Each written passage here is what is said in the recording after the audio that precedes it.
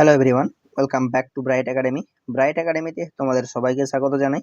তো আজকে আমরা আলোচনা করব ক্লাস 10 এর ডাফ অ্যান্ড ডট ইংলিশ কোশ্চেন বাঞ্চের সেকেন্ড সামেটিভ এভালিউশনের প্রথম যে স্কুলটি রয়েছে 285 নাম্বার পেজে, ব্যারাকপুর গভর্নমেন্ট হাই স্কুল, তার সিন আনসিন এবং গ্রামারগুলো নিয়ে আলোচনা করব।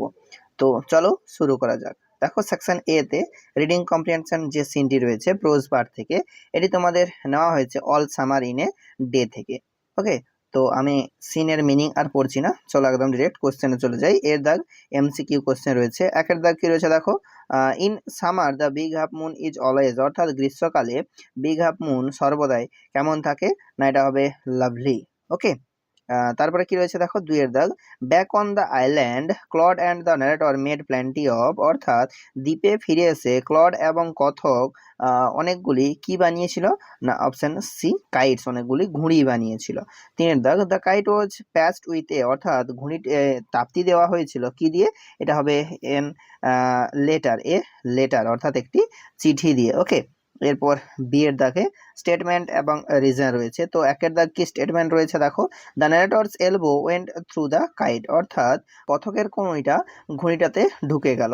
তো এর রিজনটা কি ছিল, তো এর রিজনটা লিখবো এইখান থেকে। দেখো এই যে এখানে রয়েছে, যে এইখান থেকে লিখবো আই এর পরিবর্তে লিখবো she, she tripped and fell over the rocks. Okay, এখানে আই এর পরিবর্তে লিখবো she, she tripped and fell over the rocks. দুইয়ের দাগ কি রয়েছে দেখো, Claude and the narrator hurried to fix the kite, অর্থাৎ ক্লড এবং কথক ঘুড়িটা ঠিক করার জন্য তাড়াহুড়ো করছিল।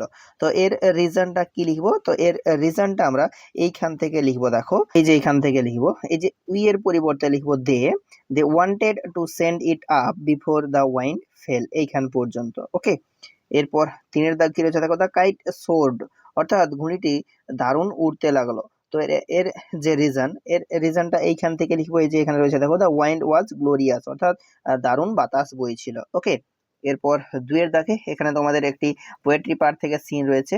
তো এই সিনটা নেওয়া হয়েছে মাই ওন ট্রু ফ্যামিলি থেকে। তো দেখো এর দাগে এখানে এমসিকিউ কোশ্চেন রয়েছে।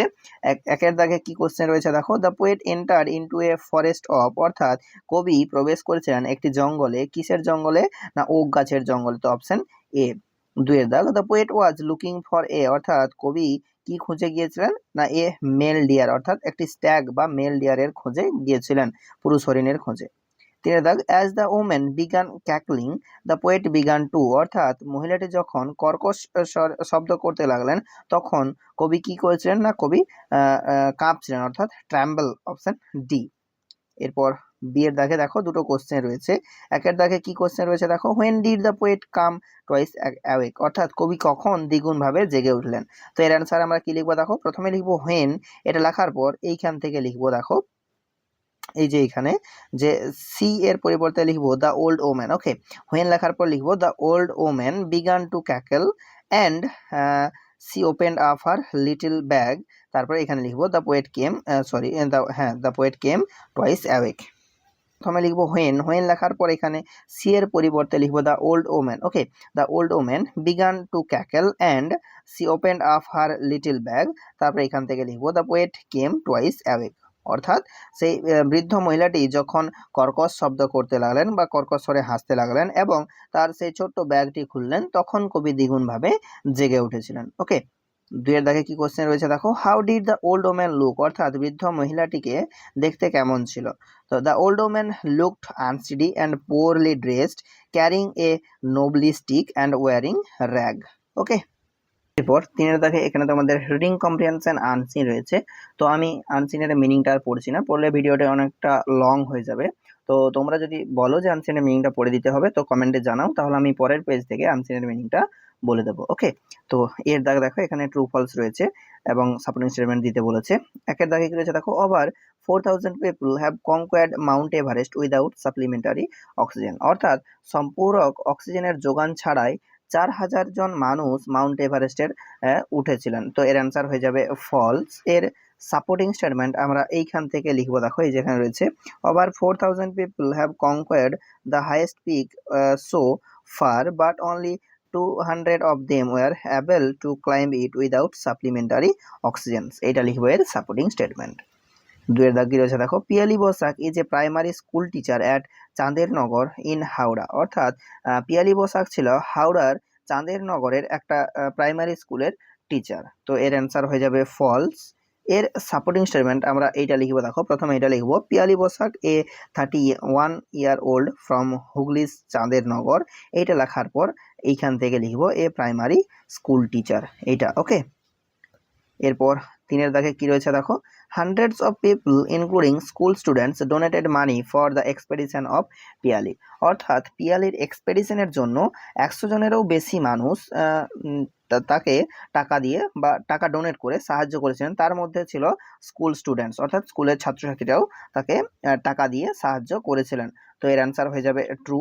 এর সাপোর্টিং স্টেটমেন্ট আমরা এইখান থেকে লিখবো, দেখো এই যে এখানে রয়েছে, it was only possible as a large number of people including school children donated money to fulfill her dream. ওকে। এরপর বি এর দাগে এখানে এমসিকিউ কোশ্চেন রয়েছে, দেখো একের দাগে রয়েছে, the Himalayan mountaineering institute is situated in. অর্থাৎ হিমালয়ান মাউন্টেনারিং ইনস্টিটিউট কোথায় অবস্থিত? না, এটা হবে অপশন সি, দার্জিলিংয়ে অবস্থিত। দুইয়ের দাগ, Piyali Basak became A graduate in. অর্থাৎ পিয়ালি বসাক গ্র্যাজুয়েট করেছেন কোন বিষয়ে? না, ম্যাথমেটিক্স, স্নাতক করেছেন ম্যাথমেটিক্সে, ওকে। তিনের দাগ, the 7th highest peak of the world is. অর্থাৎ এই বিশ্বের সপ্তম উচ্চ যে চূড়া সেটা কি? সেটা হবে ধৌলগিরি, ওকে, অপশন বি। এরপর সেকশন বিতে এখানে গ্রামার অ্যান্ড ভোকাবুলারি রয়েছে। তো দেখো চারের দাগে কি রয়েছে, এর দাগ, fill in the blanks with proper articles and preposition. Proper article এবং প্রিপোজিশন দিয়ে শূন্যস্থান পূরণ করতে বলেছে। তো কি রয়েছে দেখো, PV Sindhu outclassed Mia Blichfeldt of Denmark to enter. এটা হবে দি উমেন্স সিঙ্গেলস ফাইনাল। এটা হবে of the Swiss Open Super 3000 tournament. এটা অন সানডে, ওকে। এরপর বি এর দাগ, ডু অ্যাজ ডিরেক্টেড। একের দাগে কি রয়েছে দেখো, what a shocking sight change into an assertive sentence. এটা আমাদের অ্যাসার্টিভ সেন্টেন্সে চেঞ্জ করতে বলেছে। তো এটা আমরা কি লিখবো দেখো, it is a very shocking sight, okay, it is a very shocking sight. এরপর দুইয়ের দাগে কি রয়েছে দেখো, my friend Biplab lives in Murshidabad. Make an information question using where. অর্থাৎ হোয়ার ইউজ করে এটা আমাদের একটা ইনফরমেশন কোশ্চেন এ পরিবর্তন করতে বলেছে। তো এটা কি লিখবো দেখো, where does your friend Biplab, Biplab live, okay. এরপর সি এর দাগে কি রয়েছে দেখো, ফ্রেজাল ভার্ব চুজ করতে হবে। একের দাগে রিজেম্বলস, তো এটা হবে টেক্স আফটার। দুইয়ের দাগ কি রয়েছে দেখো, বিগিন অর্থাৎ শুরু করা, তো এটা হবে সেট ইন, ওকে। তো আজ এই পর্যন্তই, চলো দেখা হচ্ছে আবার নেক্সট পেজে।